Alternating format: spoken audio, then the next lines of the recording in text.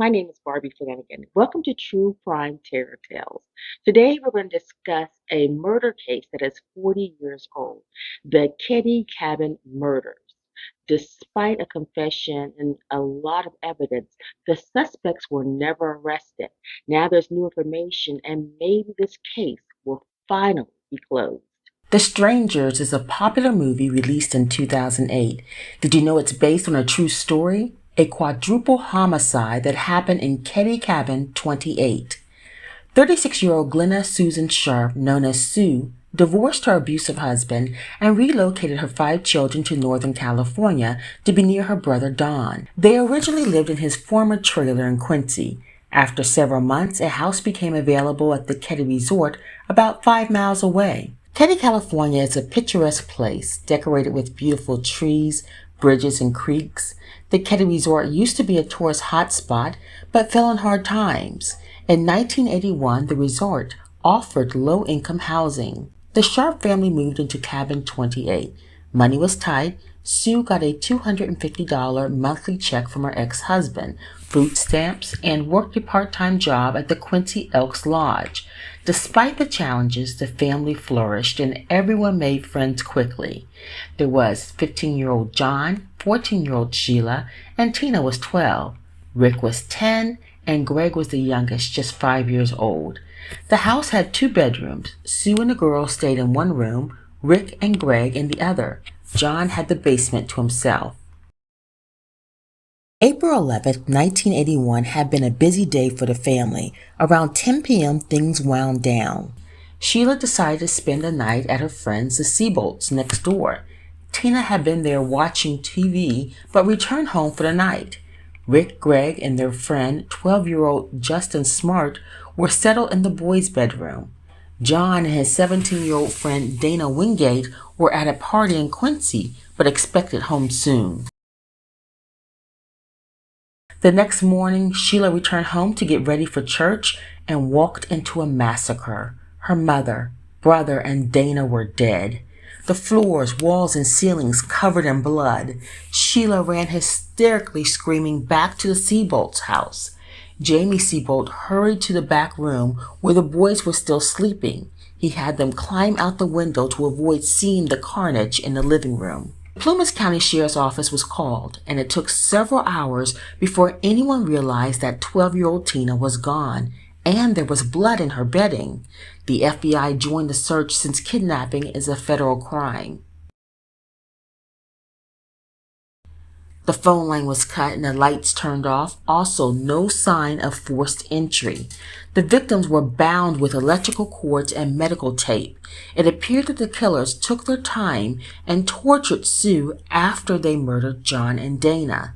Sue was naked from the waist down, her underwear and a bandana shoved in her mouth and held in place with medical tape. She'd been covered with a yellow blanket. While Sue had defensive marks on her hands, John and Dana didn't. It appeared as if they didn't have a chance to defend themselves. Their injuries happened after they were tied up. There were pools of blood around the victims. The murderers were heartless. They slaughtered a defenseless mother and 2 teenagers. There were several weapons found at the scene. The killers took a steak knife from the kitchen. It was bloody and bent at a 30-degree angle. There was also another knife. The scene was so chaotic that there were knife punctures in the walls. A blood-covered hammer was found as well, and plastic pieces from a BB gun, later identified as a Daisy 880, were found near Sue's head. There was also a bloody fingerprint on a handrail leading to the back door. Other than that, all the blood came from the victims. The autopsy report revealed that Sue was not sexually assaulted despite being partially naked. There were impressions in her head from the butt of the Daisy BB gun. She had been stabbed in the chest, and the murderer plunged his knife deep in her throat. John had been beat with a hammer multiple times. His throat was slashed. Dana was also beaten in the head with a hammer. He was strangled to death. Investigators interviewed the 2 oldest boys. Rick and Justin said they had slept throughout the night. The detectives also talked to a couple in cabin 16. They'd heard muffled screams around 1 a.m. Thinking it was a TV, they went back to sleep. No one else heard or saw anything out of the norm, not even Sheila and the Seabolts, who were sleeping in the cabin just 15 feet away. Sue's ex-husband, James Sharp, who was still in North Carolina, was the first suspect, but he had a sound alibi.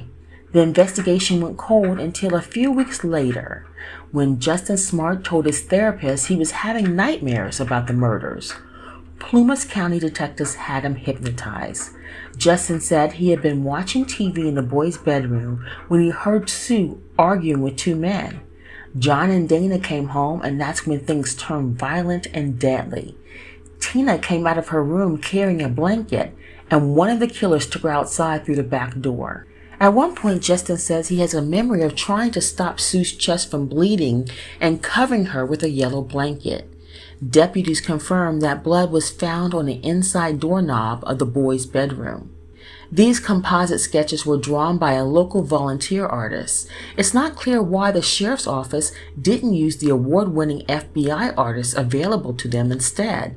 Justin says one man was 5'11" to 6 feet tall, blonde, and had a mustache. The other man was shorter with dark hair and was clean-shaven. Both wore sunglasses and were in their late 20s or early 30s. One of the composite sketches matched Marty Smart, Justin's stepfather. Marty was married to Marilyn and they lived in cabin 26. Marty had a criminal record and a bad temper. Sue had encouraged Marilyn to leave him. She'd already asked Marty for a divorce. It's believed that Marty might have been angry at Sue because Marilyn wanted to leave him. A few weeks before the murders, Marty met John Bo Balbaday at the VA hospital where they were both being treated for post-traumatic stress disorder from their time in Vietnam. Bo was an unsavory character. He had felony convictions for robbery and home invasions. He also had Chicago mob connections and was rumored to be an informant for the Department of Justice. Marty and Bo became such good friends that he moved in with the Smart family. There are rumors that Bo liked Sue, but she rejected his advances, and he was angry with her. Around 10 p.m. on the night of the murder, Marilyn, Marty, and Bo went to the KEDDIE backdoor bar. The two men were wearing three-piece suits and sunglasses. They left after a couple of hours because the owner changed the jukebox from country to rock. Marty called the bar from his house to complain. The men agreed to come back in for drinks. Marilyn stayed home and went to bed. The men returned to the bar and stayed until around 2 a.m. The fact that they were wearing suits and had caused a scene could have been a way to attract attention to themselves, give them an alibi. Marilyn would later tell police that Marty and Bo burned something around 2 in the morning. She also gave the police a child's jacket that was bloody she'd found in her basement. The evidence was never logged. Sheriff Doug Thomas had agents from the DOJ question Marty and Bo. The agents dealt with gambling and mob issues, not homicides. Also, they interviewed Marty and Bo together. Marty told them that his claw hammer with a blue handle went missing around the time of the murder.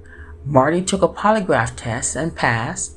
Bo told investigators that he was an Illinois police officer and that Marilyn was his niece, lies that the DOJ never seemed to check out. Both men were released. Marty moved to Reno and then Oregon, where he died from cancer in 2000.